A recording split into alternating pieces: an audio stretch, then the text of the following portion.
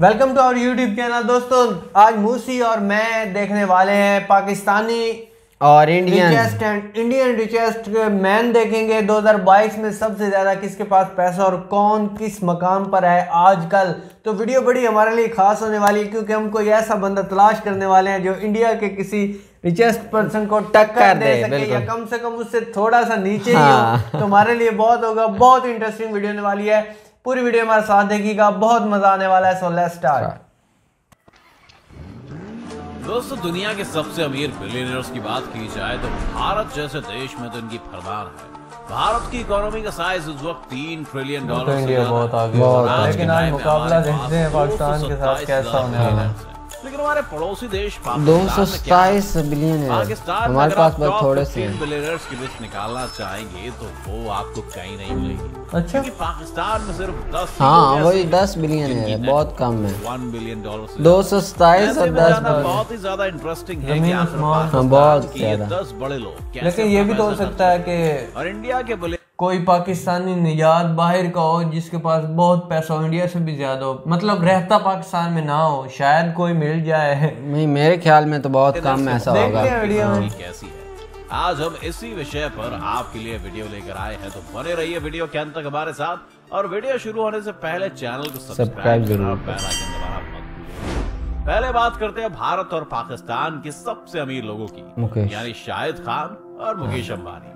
शाहिद खान इस वक्त पाकिस्तान के सबसे अमीर आदमी हैं, जिनकी company Flex and Gate auto parts बनाने का काम करती है। शाहिद पाकिस्तान में पैदा हुए थे, लेकिन फिर वो पढ़ाई के लिए अमेरिका चले गए, जहां पर अपनी इंजीनियरिंग की डिग्री खत्म करने के बाद उन्होंने Flex and Gate company join कर ली। इसके बाद उन्होंने बम्पर वर्क्स नाम की कंपनी शुरू की, जिसे उन्होंने बाद में फ्लैक्स एंड गेट के साथ मर्ज कर लिया। इसकी अपनी फुटबॉल टीम भी है। कंपनी में वो कभी काम करते थे, उन्होंने वो कंपनी खरीद ली।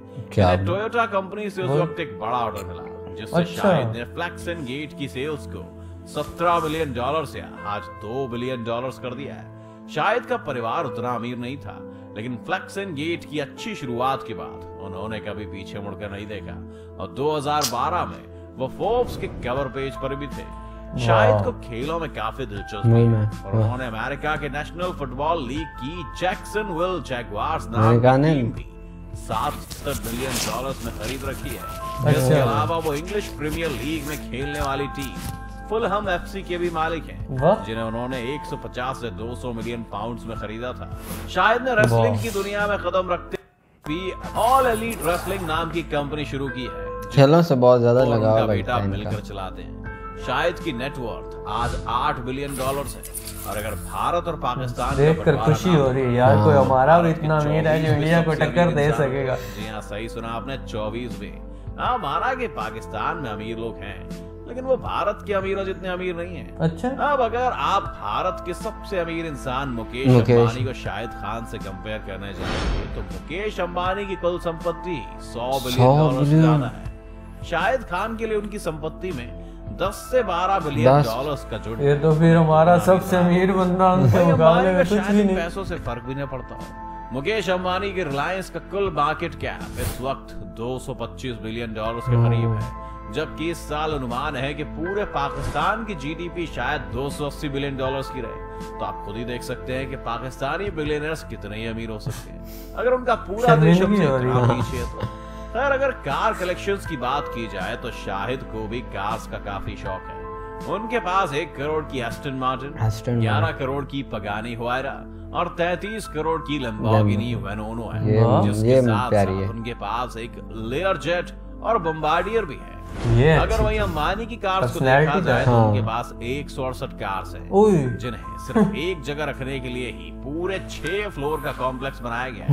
अब 168 कार है और 6 फ्लोर में रखा जाता है। जो भी कार शाहिद के पास है वो अंबानी के पास भी होगी, और अगर नहीं है तो इसका मतलब है कि उन्हें वो कार पसंद नहीं है, वरना पैसे की कमी तो मुकेश अंबानी के पास बिल्कुल भी नहीं है। मुकेश अंबानी को फ्लाइट्स में फर्स्ट क्लास में बैठना पसंद नहीं है, शायद उन्हें उसमें बैठकर गरीब महसूस होता होगा, इसलिए उन्होंने अपने लिए करीब 600 करोड़ रुपए का एक बोइंग बिजनेस जेट खरीदा हुआ है, जहां उनके ऐशो आराम की हर सुविधा है। वैसे शाहिद खान के फैंस को इतना निराश होने की जरूरत नहीं है, क्योंकि शाहिद खान के पास एक $200 मिलियन की एक सुपर याट है, जहाँ स्विमिंग पूल से लेकर लग्जरी डेक और बाकी कई ऐशो हाँ, इस मामले में हमारे अंबानी उनसे थोड़ा जरूर पीछे हैं, क्योंकि उनकी सुपर याट की कीमत करीब 80 मिलियन डॉलर, लेकिन हमारे और आपके लिए सिर्फ ये याट भी किसी राजा के महल जैसी है। बिल्कुल ऐसा ही है। शाहिद खान जहाँ पाकिस्तान में सबसे अमीर आदमी है, वहीं मुकेश अंबानी पूरे एशिया के सबसे अमीर आदमी है, जिसमें रूस, चीन और जापान जैसे इकोनॉमिक पावर हाउस भी शामिल है। अच्छा, चाइना को भी टक्कर देता है मुकेश। सबसे अमीर इंसान की बात की जाए तो वह गौतम अडानी, जिनकी नेटवर्थ नवंबर 2021 में अपने all time high 89 billion dollars पर थी। अडानी के कई बिजनेसेस हैं, जिनमें से उनके फॉसिल फ्यूल और पेट्रोकेमिकल हमारे वाले से तो बहुत आगे। अब चलते हैं पड़ोसी देश पाकिस्तान में। पाकिस्तान के दूसरे नंबर पर सबसे अमीर इंसान है मोहम्मद अनवर परवेज, जो UK based best way group के फाउंडर और चेयरमैन है। मतलब पाकिस्तानी निजात है, रहते बाहर हैं, और इंडियन जितने बिलियनियर्स हैं वो इंडिया में रहते हैं। 4 बिलियन डॉलर्स के करीब है। उनका बिजनेस भी इंडिया में है। यूबीएल का मालिक है। इसे गरीब परस्ता अच्छी बात नहीं है। अब नहीं है पाकिस्तानियों के पास इतना पैसा तो क्या किया जा सकता है। कमाल की बात तो ये है कि जो हमने दो नाम आपको बताए, शाहिद खान और मोहम्मद अनवर परवेज, ये दोनों ही लोग पाकिस्तान में नहीं रहते। शायद अमेरिका में रहते हैं, परवेज यूके में, और इन दोनों की कमाई का बड़ा हिस्सा पाकिस्तान से नहीं आता है, और शायद इसीलिए दोनों इतने ज्यादा अमीर हैं। पाकिस्तान की इकोनॉमिक हालत हमेशा से खराब रही, और अब नई खबरों की माने तो पाकिस्तान में इन्फ्लेशन बढ़ता ही जा रहा है, यानी उनकी करेंसी की वैल्यू मार्केट में कमी होती जा रही है। बिल्कुल ऐसे ही है। चीजें दिन प्रतिदिन महंगी हो रही हैं। पाकिस्तान की इकोनॉमी के खराब होने का कारण इकोनॉमिक कम और पॉलिटिकल ज्यादा है। पाकिस्तान में भ्रष्टाचार इस कदर घुसा हुआ है कि पाकिस्तान के ज्यादातर अमीर लोग सरकार और सरकारी विभागों से संबंध रखने वाले ही लोग हैं। पनामा पेपर्स के लीक होने के बाद तो खुद पाकिस्तान के उस वक्त के प्रधानमंत्री नवाज शरीफ का नाम इसी की वजह से ऐसा रखने और टैक्स की चोरी में सामने आया था, जिसके बाद उन्हें इस्तीफा देना पड़ा और उन पर मुकदमा भी चला। पाकिस्तान में भ्रष्टाचार का आलम यूं है कि जो 10 बिलियनियर्स पाकिस्तान में थे, उनमें से खुद एक नवाज शरीफ हैं। हालांकि वो एक बिजनेस फैमिली से ताल्लुक रखते हैं, लेकिन पनामा के लीक के बाद यार असल में अवाम का पैसा खा के ये ऐसा इन्होंने अवाम का खाया, उन्होंने खुद बनाया, ये फर्क है। पेंडोरा पेपर्स में फिर से पाकिस्तान की पोल खुली, जिसमें इमरान खान सरकार के कई मंत्रियों का नाम फिर से इस लीक में सामने आया। उनकी सरकार के करप्शन में लेट देशों में न सिर्फ बड़ी बड़ी प्रॉपर्टीज खरीदी हुई हैं, बल्कि उनके पास वहाँ का ग्रीन कार्ड भी है, और ये पाकिस्तान में हमेशा से एक बड़ी समस्या रही है। पाकिस्तान में ट्रेंड है कि सरकार का हिस्सा रहते वक्त लोग खूब भ्रष्टाचार करते हैं और बाहर के देशों में प्रॉपर्टीज बनाते हैं। सही सच कह रहे हैं, सही कह रहे हैं। दूसरे अपने मुल्क में बनाते हैं, ये बाहर खरीदते हैं, वो भी अवाम का पैसा लूट के। यूएस जैसे देशों में रिटायरमेंट की जिंदगी जीने पहुंच वही बात। हाल ही में इमरान खान की पार्टी पीटीआई के कैंडिडेट की फाइनेंशियल रिपोर्ट से पता चला कि अपने पास 3.2 बिलियन डॉलर्स की प्रॉपर्टी होने के बावजूद भी उन्होंने साल में सिर्फ 3,000 रुपए टैक्स भरा है।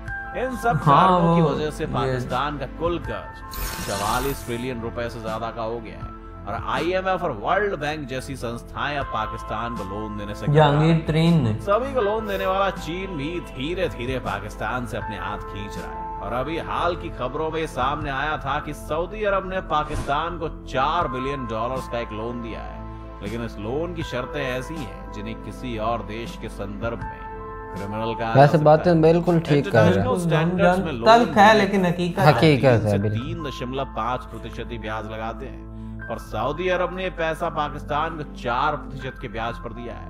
उसके अलावा सऊदी अरब ने इस कॉन्ट्रैक्ट में ये शर्त भी डाल दी है कि सऊदी अरब कभी भी पाकिस्तान से अपना पूरा पैसा वापस मांग सकता है, और ऐसा होने पर उन्हें 3 दिन के अंदर अंदर ये पैसा सऊदी अरब को लौटाना होगा। इसका एक मतलब ये भी निकलता है कि अगर पाकिस्तानी सरकार ने कभी भी सऊदी प्रशासन को नाराज किया तो उन्हें अंजाम भुगतना पड़ सकता है। ये एक तरह से सिर्फ लोन नहीं है, लेकिन सऊदी का पाकिस्तान पर कंट्रोल करने का एक हथकंडा है। और क्या पाकिस्तान इस आर्थिक संकट से उबर पाएगा, कोई नहीं जानता। आपको क्या लगता है पाकिस्तान? मैं तो परेशान हो गया हूँ अपने मुल्क की हालत देखकर। चलो अमीर गरीब तो अलग बात है ना, बिजनेसमैन है, लेकिन एंड पर जो उसने हमारा बताया ना कि कर्जे में हम डूबते जा रहे हैं और उतार नहीं रहे, और और एक हकीकत बताई है इसने, बिल्कुल ठीक कहा है, ठीक कहा है। और इसके अलावा मैं तो इस बात से ज़्यादा परेशान हूँ कि पाकिस्तान में अमीर लोग मेरे ख्याल में बहुत ज़्यादा हैं, लेकिन उन्होंने दौलत शो नहीं करवाई हुई। अमीर हैं लेकिन दौलतमंद कम है, दौलत इंतहाई कईयों से ज्यादा होगी। हाँ। लेकिन वो जिस तरह होता है ना कि एक शो, यानी इसके पास इतना पैसा, अब जरदारी के पास इतना पैसा है कि हम सोच नहीं सकते। हाँ। लेकिन अवाम का लूटा हुआ है, और जो अवाम से पैसा लूटा हुआ वो पूरे मुल्क को लूटा हुआ, वो कैसे शो करवा सकते हैं कि मैं इतना। ये बात नवाज शरीफ भी जितना उसकी वर्थ बताई गई है उससे कई हजार गुना ज्यादा उसके पास हमारे, और टोटली बाहर है। हमारे और इंडिया के बिलियनर में फर्क यही कि हमारे जो है इन्होंने चोरी किया हुआ है, और उनका जो है उन्होंने खुद बिजनेसमैन है अच्छे, उसने बताया ना वो बाहर रहते हैं, बाहर रहते हैं। हाँ, जो बिजनेसमैन है वो बाहर रहते हैं। इंडिया के टोटल वो बिजनेसमैन है। हमारे जैसे है ना जो सरकार में है ना, वो अमीर बहुत ज्यादा है, अमीर बहुत है, शायद इंडिया से भी ज्यादा अमीर हो, लेकिन वो शो नहीं करवाते क्योंकि सारा धन नहीं उनके पास। ब्लैक कैट वो कैसे अपना, वो क्या कहते हैं, चोर की दाढ़ी में तिनका, तो इस वजह से ना वो मेरे ख्याल में नवाज शरीफ शो करवा रहा है ना कि मैं 30% अमीर हूँ, लेकिन वो है 130%। हाँ, ये चीज मैं समझता हूँ क्योंकि जरदारी जो हमारा प्रेसिडेंट रहा उसके न्यूजीलैंड में कई फ्लैट्स हैं, कई होटल्स हैं, और स्विट्जरलैंड में उसने पता नहीं कितनी जमीन खरीद रखी है। इस तरह की इनकी प्रॉपर्टीज बाहर ही है, पाकिस्तान के साथ इनका कोई लिंक नहीं है। वीडियो में उसने बड़ा जबरदस्त बताया था कि ये अपना यहाँ से कमाते हैं और रिटायरमेंट को बाहर ही, हाँ, यूके और अमेरिका में चले जाते हैं। और इंडिया का देखे तो मेरा नहीं ख्याल कि कोई इनका नाम भी आया हो। टोटल जो 10 इनके हैं बिलियनियर, उनमें कोई सियासतदान या हुकूमत के बिजनेसमैन, प्रधानमंत्री या कोई भी ऐसा वैसा उनका नहीं है। उनके सारे बिजनेसमैन और जिनकी बाकायदा रजिस्टर्ड कंपनीज हैं और पूरी दुनिया में नाम मशहूर, बहुत मशहूर है। ये चीज वाकई में फिक्रमंदाना है हमारे लिए, और बहुत ज्यादा जबरदस्त वीडियो इसलिए कि हकीकत बताई है, और मजा आया देखकर। वाकई में हम तस्लीम करते हैं, जो अपनी खामी हो उसको बंदा मानता है। तो आपको वीडियो कैसी लगी लाजमी बताइएगा। हमने बहुत ज़्यादा ज़बरदस्त इंफॉर्मेशन थी जो हमें मिली है। अपना ख्याल रखें, चैनल को सब्सक्राइब करें। Bye bye.